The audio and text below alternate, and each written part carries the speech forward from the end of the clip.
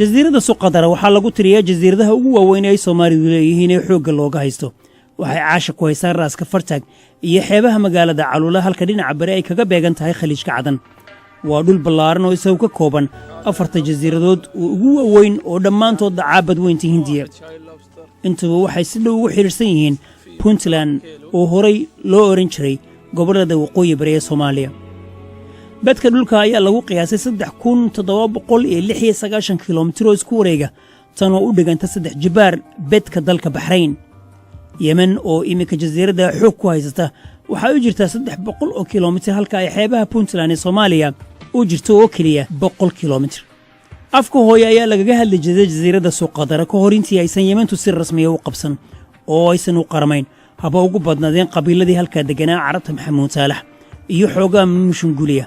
walow qolyaha imika jasiiradda xoogga ku haysta ay sheegteen in Carabta Maxamuud Saalax ay qayb ahaan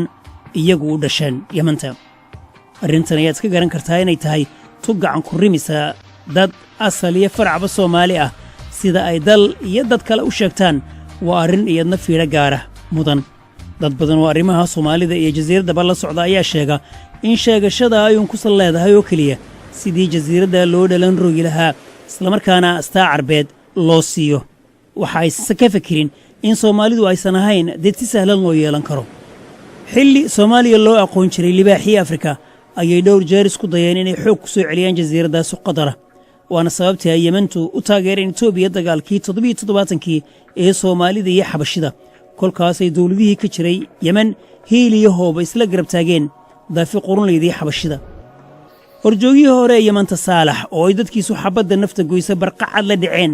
ayaa geedow Yemen fukba u fuulay sidii ay u dhalan rogi lahaayeen jasiiradda Suqadara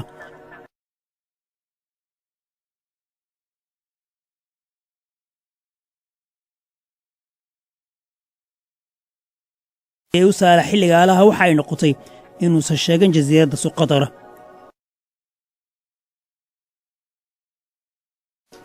jasiiradda Suqadara waa goobaha ugu muhiimsan ee dhulka Soomaalida xoogga looga haysto waxay istaraatiiji gaar u leedahay waa goob ay maraakiibta socdaalka ee barigii galbeedka isaga gudbaya ku nasan karaan isla markaana shidaal iyo cunno wixii ay u baahdaan ka qaadan karaan gaar ahaan tan ay Suqadara sida gaarka caanka ugu tahay argoostada maanta Suqadara waxaa degan oo ay hoy u tahay 82,000 oo qof oo cid walba leh inta badan dadkaasi waxa ay ka shaqeeyaan wax soo saarka beeraha dhaqashada xoolaha iyo tan ugu muhiimsan ee ka kalluumaysiga khayraadka badda Saalax isagoo isdiidsiinaya in Suqadara ay dhul Soomaaliyeed tahay ayuu amar ku bixiyay in hortiisa lagu gubo buug afcarbeed ku qoraa oo ka qisaynayay taariikhda lahaanshaha Soomaalida ee jasiiradda Suqadara in badan oo aqoonyahanka Soomaaliyeed ayaa qaba in isku day walba oo ku jeeda sidii loo dhalan rogi lahaa jasiiradda ayuun baabah iyo halaan jirin ku intihoon doonto Soomaaliduna aysan weligood ka hari doonin soo celinta dhulka imika boobka looga haysto iyadoo loo marayo dariiqad diblomaasiyadeed oo si rasmi ah loo meel mariyo amba shanta la isula tago halkii ay dooniba gaadhe waxaa halkan xusid mudan in UNESCO iyo hay'ado dhowr oo caalamiya ay u aqoonsadeen jasiiradda Suqadara hoyga bilicda iyagoo ku tilmaamay mid ka mid ah goobaha ugu cajabta badan dunida kolka laga eega dhanka dabeecadda iyo noolaha halka ee ku beeray imika oo Soomaaliya ay waayo xanuun badan iyo daal la gabidhacayso haddana waxa ay dacwad rasmi ah oo la xiriirta jasiiradda dhowr jeer gaarsiisay qaramada midoobay kacfadhiyaan si rasmi ah loo shaacin ayaa marka badan gudoon goluhu dhamaan lagu gaaray in jasiiraddu ay taalo gudaha xuduudda Soomaalida taana la xiriiriyay astaan muujinaysa lahaanshaha Soomaalida ee jasiiradda Suqadara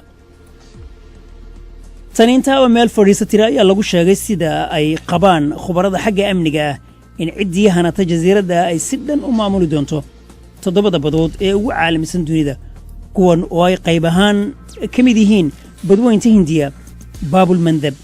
iyo badda Carbeed waana sababta hor iyo horaanba ay dawladaha ugu awoodda badan dunida isha ugu hayeen jasiiradda Suqadara 10kii qarni ugu dambeeyay ilaa iyo maanta taasi waa nin iyo damiciye tan inta badan aadanaha oo dhan ka yaabisay ayaa noqotay in jasiiradda Suqadara imika Imaaraadka laga iibiyay nin odayo oo ku nool jasiiradda oo diiday in la xuso magaciisa ayaa yiri imika jasiiradda Suqadara waxa xoog ku qabsaday dalka Imaaraadka mana geli kartid kamana bixi kartid adigoo aan ogolaasho ka haysan Imaaraadka qaar kale oo goobjoogayaal ah ayaa iyaguna sidaa u dhigay.